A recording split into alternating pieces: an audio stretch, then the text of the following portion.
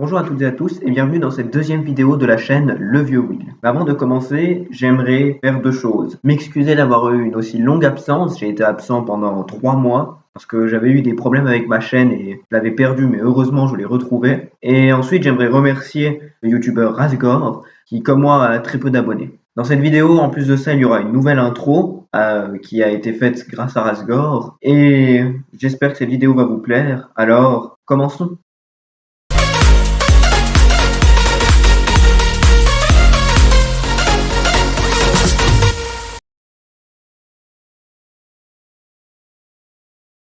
Pour commencer, nous avons le contexte. D'abord, quelques dates importantes sur Alexandrie. Première date importante, 336 avant Jésus-Christ. Ce fut la période à laquelle commencèrent les conquêtes d'Alexandre le Grand. Après avoir éliminé l'un des empires de l'Antiquité les plus brillants, il construire plusieurs villes telles que Alexandrie du Caucase, mais la ville qu'on connaît le mieux, c'est Alexandrie d'Égypte. Cette ville fut fondée en 331, à sa mort, après avoir éliminé l'un des empires de l'Antiquité les plus brillants, les Perses. Les héritiers d'Alexandre le Grand seront ses généraux car il n'avait pas d'enfants. Son principal héritier pour l'Égypte sera Lagos, et ce sera son fils qui sera en 305 le premier roi de la dynastie des Ptolémées, Ptolémée Ier, une dynastie où on y verra de formidables pharaons dont la reine Cléopâtre. En moins de 185, va avoir lieu la création de deux des plus grands bâtiments d'Alexandrie, le Mousséion et le phare d'Alexandrie. Nous en reparlerons un peu plus ensuite. En 69 va commencer le règne de la plus connue de la reine de la dynastie ptolémaïque, Cléopâtre. Mais ce sera en l'an 31 que l'Égypte sera officiellement romaine, après la bataille d'Actium. En 395, lié à la séparation entre l'Empire romain d'Occident et l'Empire romain d'Orient. Et l'Égypte reviendra à l'Empire romain d'Orient. Après, elle deviendra arabe en 639. Le territoire qu'aura conquis Alexandre le Grand englobait la Macédoine, la Grèce, la Turquie, les pays en Stan, l'Iran, l'Irak, l'Égypte, la Syrie et Chypre, ainsi que d'autres pays.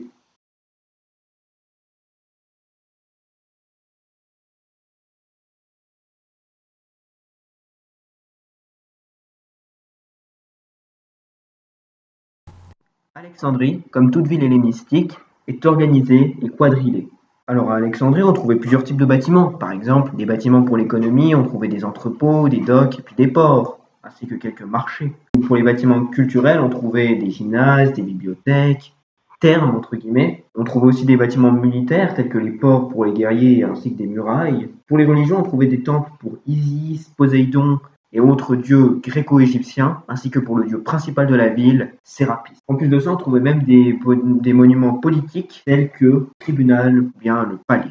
Ce qui est assez drôle dans la ville d'Alexandrie, c'est que beaucoup de ces monuments que les rois d'Alexandrie ont faits se retrouvent aussi dans beaucoup de villes romaines. On voit donc ainsi que les Grecs et les Romains avaient beaucoup de styles de vie assez communs, car je le rappelle, Alexandrie a été fondée par des Macédoniens et des Grecs. Dans les monuments les plus célèbres que l'on trouve dans cette ville hellénistique, on peut trouver une des merveilles du monde, le phare d'Alexandrie. Une merveille qui fut détruite par un tsunami.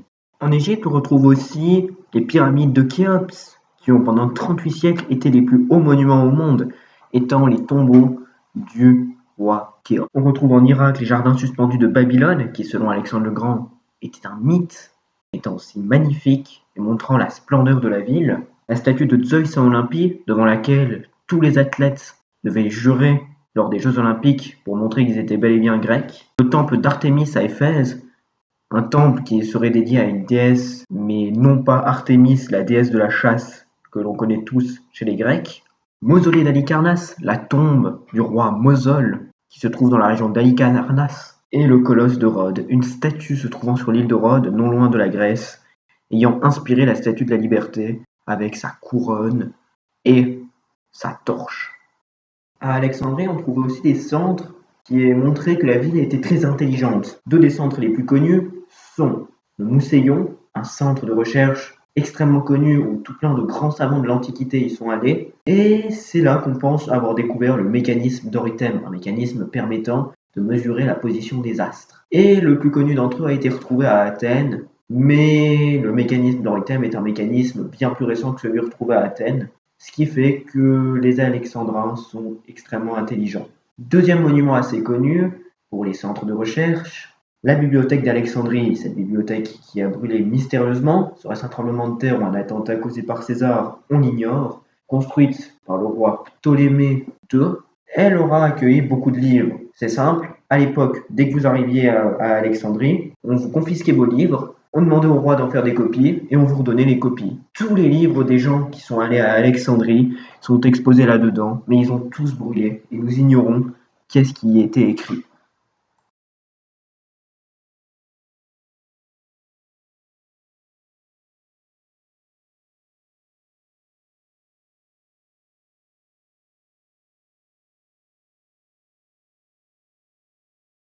Bien qu'Alexandrie soit une ville assez similaire au régime grec, elle n'avait pas une démocratie et les femmes n'avaient pas de pouvoir. Ceux qui composaient l'armée n'étaient pas les citoyens. Mais évidemment, pharaon, c'est plus un titre que l'on donne au roi égyptien et non pas au roi gréco-égyptien. Alors pourquoi est-ce qu'on les a surnommés les pharaons? Eh bien, c'était surtout pour garder la puissance des anciens rois d'Égypte et gagner la confiance de ces. Par exemple, on sait que la dynastie des Ptolémées gravait leur nom dans des temples et on voyait qu'ils étaient respectés, que le peuple n'était pas contre eux. Et l'un des rois les plus connus, ou plutôt l'une des reines, c'est Cléopâtre. Cléopâtre est assez connue pour ses talents de manipulatrice.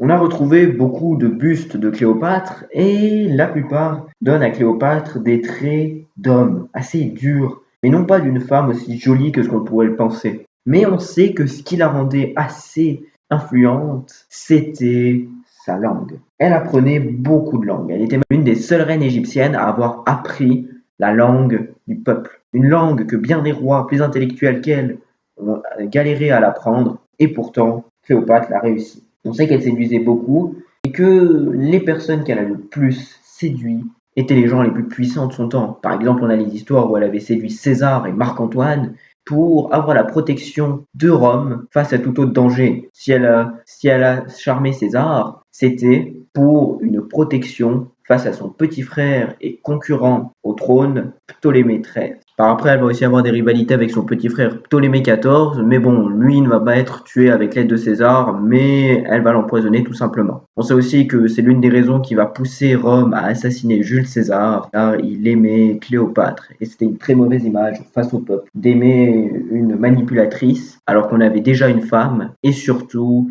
les déesses de Rome. Par après, à la mort de César, après lui avoir fait un enfant, Césarion, Cléopâtre va épouser Marc-Antoine, avec qui elle va avoir 3 enfants, et elle va l'aider à rivaliser face à Octavien, l'un des 2 héritiers principaux de César, avec Marc-Antoine, évidemment. Et là, ça va être des guerres, jusqu'en -31 à la bataille d'Actium, où Marc-Antoine subit une défaite face à Octavien. À la fin, les 2 amants n'auront plus qu'un choix à faire, se suicider entre eux, et seront enterrés dans un tombeau que l'on n'a toujours pas retrouvé.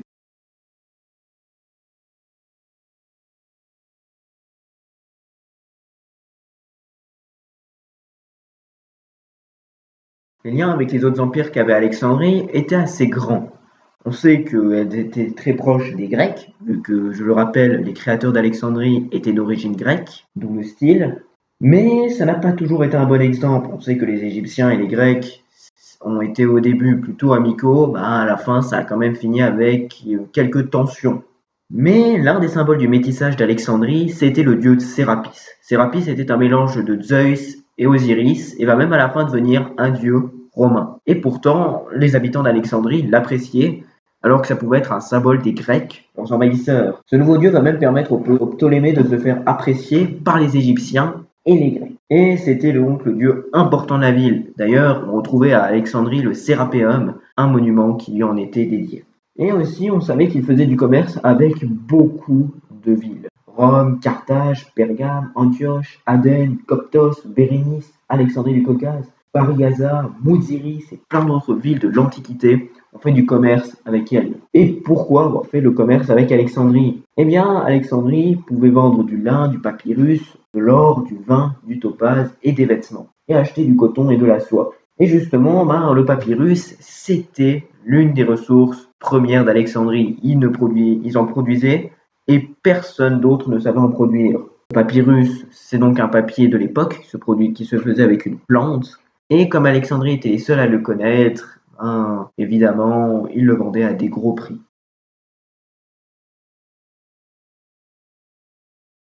Alors merci d'avoir regardé cette vidéo. N'hésitez pas à liker et à vous abonner si vous voulez encore plus de vidéos. Ça me permettra de me motiver. Et si vous avez une période historique qui vous intéresse, faites-le moi savoir. Évidemment, ils le vendaient à des gros prix. Alors au revoir les amis.